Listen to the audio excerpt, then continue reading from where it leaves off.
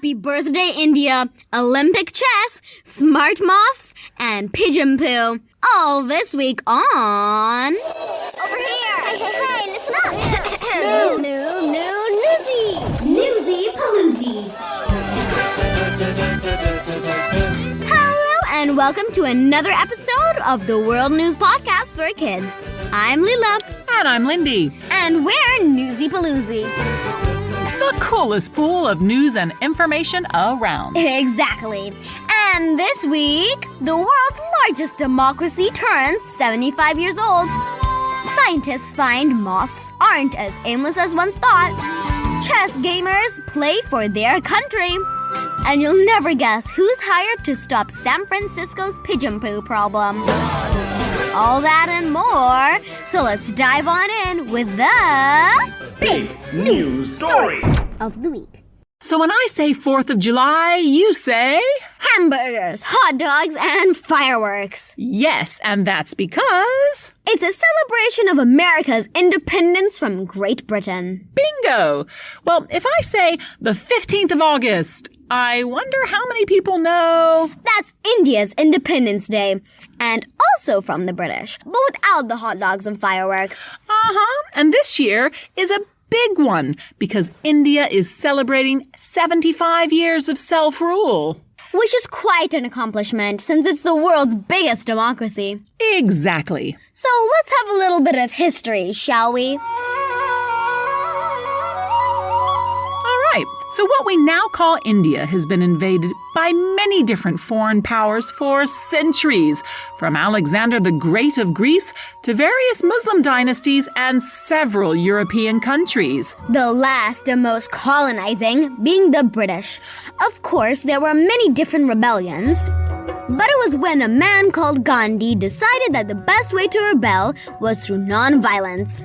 Meaning massive peace marches across the country and lots of sit-down demonstrations. Yup, that's when India's freedom fight really took hold. Then came this famous speech by the man who became India's first democratically elected Prime Minister.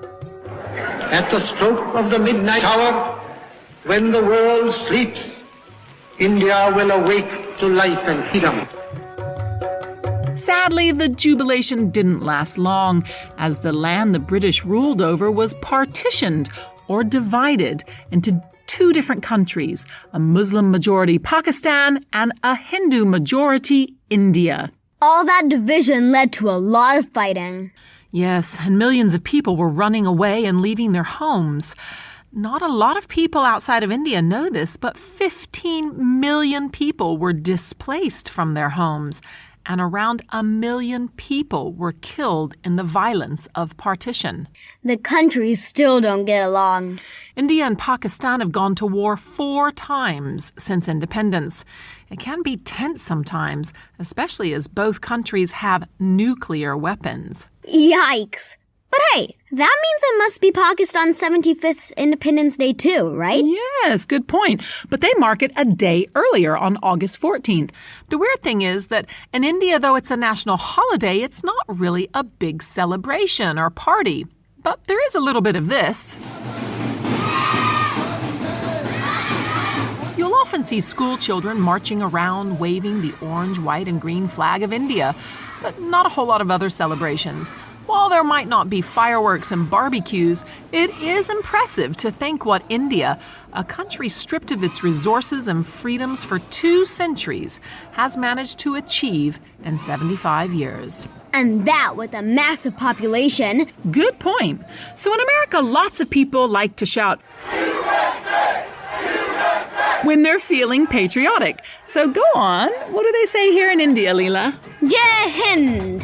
Long live India! It's the call of nature. Nature. Get on your safari suit. Or squeeze into your scuba gear. And get ready to hop into a Jeep. Or a submarine. Submarine. Because Mother Nature is calling. Nature. So, have you ever seen a poor moth flying into a light? Seeming to bump into it, in fact. And when it gets in your face, it's so slow you can swat it away so easily, you practically kill the thing in the process. And you think, silly dumb creature. Well, breaking news, folks. Moths are smarter than we thought. First of all, moths are among the most diverse and successful organisms on Earth, did you know? Guess how many species there are in the world? I don't know, 25,000? No way. Try 160,000. Impressive. And while scientists have always thought migrating insects like moths just go wherever the wind blows, Or head for the light. right, but no, apparently not. Thanks to teeny tiny GPS trackers put on the humble little flying insects, scientists were able to track moths in their annual migration south. Wowzers. And? Turns out moths are actually great navigators and can even select favorable conditions to undertake their journeys. Like they tweak their journey to compensate for rough wind conditions. Meowza wowza. Better think twice before swatting them away. Or you could just, turn off the light. What's that? I'll tell you what. That's the halftime bell, which means it's time to hear what's making news around the rest of the world. Hold on tight. It's Around the World in 80 Seconds. Hold tight. Almost half of Europe is suffering from this summer's historic drought. Rivers in the UK are dry and cracking, and crops are suffering throughout France and Italy. Wildfires have burned many forests and homes down, increasing the world's climate footprint. China gives the green light to self-driving cars for taxi services. The robo-taxis were launched in 2 Chinese cities, though for now only in designated areas. One of the most famous athletes in the world hints at retirement. Tennis superstar Serena Williams indicated that after this month's U.S. Open, she'll be hanging up her tennis shoes. Speaking of incredible athletes, a British marathon runner ran straight across Ireland in less than 24 hours. Robert Pope said early on he'd felt nauseous and wanted to give up, but just kept going. Did I mention that he's 44 years old? Amazing. I'll be ready to play ball! Sports news. And today, when we say sports, we're talking one of the oldest board games in the world. Chess. A war fought on 64 squares. But because it's only a board game, it doesn't hurt like real war. Phew. Yes, and one of the most important chess competitions just finished up here in India. For more, let's go to our Indian sports and games correspondent, Yuvraj Sani. Thanks, Leela. The Chess Olympiad happens every other year. Teams representing nations of the world compete against each other, kind of like the Olympics. That's why it's called the Chess Olympiad. Get it? Well, the 44th Chess Olympiad was supposed to happen in Russia, but their war on Ukraine meant the chess world governing body wanted to find a new host, and the Indian state of Tamil Nadu stepped in. There were 11 exciting rounds in a competition with 186 teams from around the world. It was the Central Asian country of Uzbekistan that took the gold for the men, narrowly defeating the Netherlands. But it was the women's winning team of Ukraine that has everyone talking. It's been a tough year for the Ukrainians since the Russian invasion, but that didn't stop them. India didn't do too badly either, getting a double bronze. And yes, the sale of chessboards has shot up here in India. In New Delhi, I'm Yuvraj Sani for Newsy Pooloozi. Thanks, Yuvraj. Gosh, they must have been so nervous before playing. Yeah, to chill out, I bet they took the night off. Get it? That was a very good pun. Woo, double attack. Last week, we covered the growing trend of young kids like as young as 6 years old. Starting up small businesses. In other words, becoming entrepreneurs. But we wondered if most kids even knew what that big mouthful of a word meant. So we asked them, do you know what an entrepreneur is? No, No, I do not. I have no idea. I think a new business. It's like when people participate in a thing and they earn money and sell stuff like a exhibition. Do you know what being an entrepreneur is? No. Not really. No, not really. So, entrepreneur is like you have an idea and you want to share it with the whole world, and you basically want to start this idea and this business and sell it.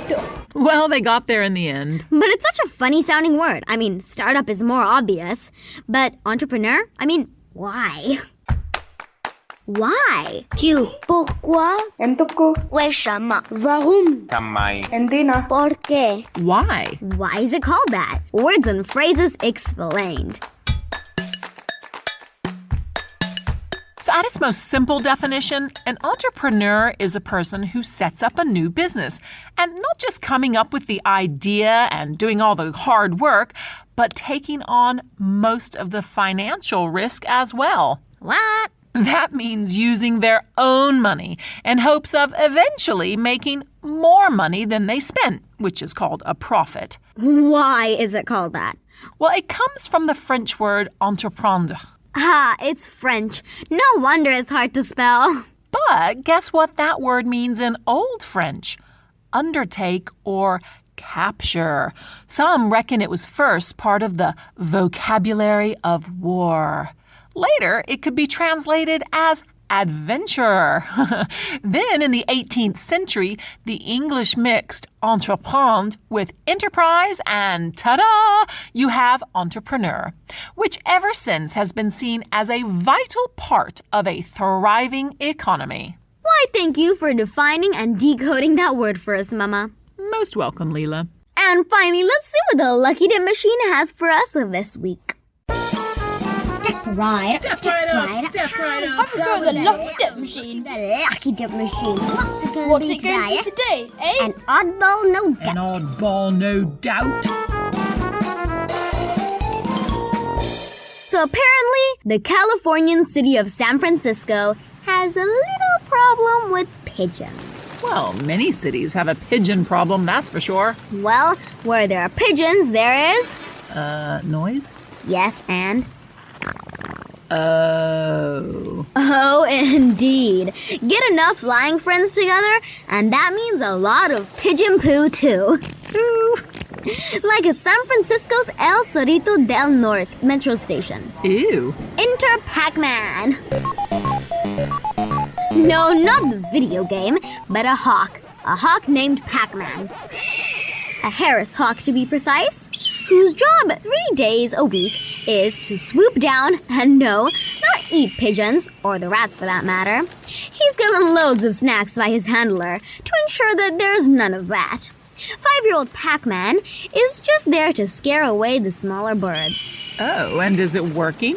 Yup, the pigeons have decreased by half. Now we should see if the bird of prey can be trained to stop people who board the train without a ticket. After all, did you know hawks have excellent eyesight? They can see 8 times better than humans. So Pac-Man could really put his hawk eyes to more use. What do you think?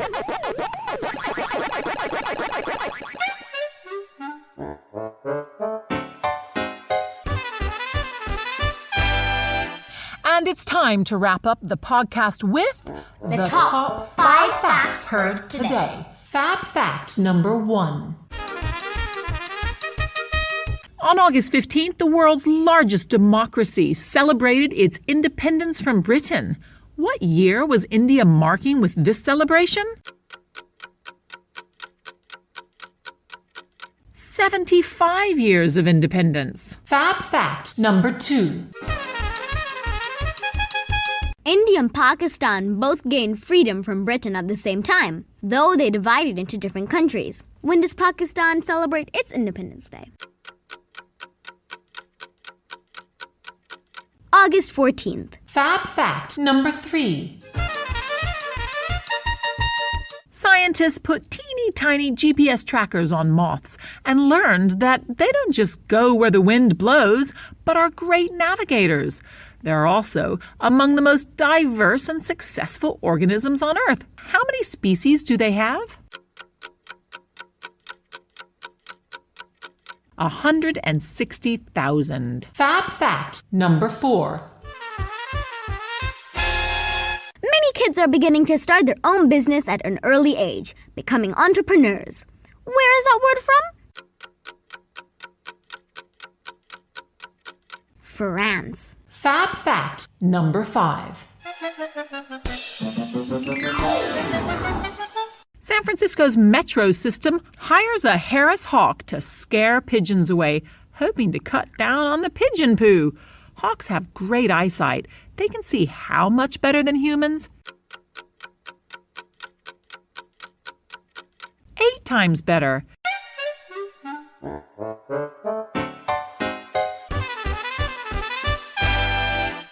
And don't forget, if you want to test yourself later on, then go to the Lucky Dip page of our website, newsypooloozi.com. That's Pooloozi. And take this quiz online in your own time. And that almost brings us to the end of this episode of Newsy Pooloozi. But first, another big announcement. The super trendy and cool digital media outlet Mashable have updated their short list of podcasts to teach kids about history and current events. And we made their list. Seriously cool. Thank you so much, Mashable. As in sunglasses cool. Oh, yeah.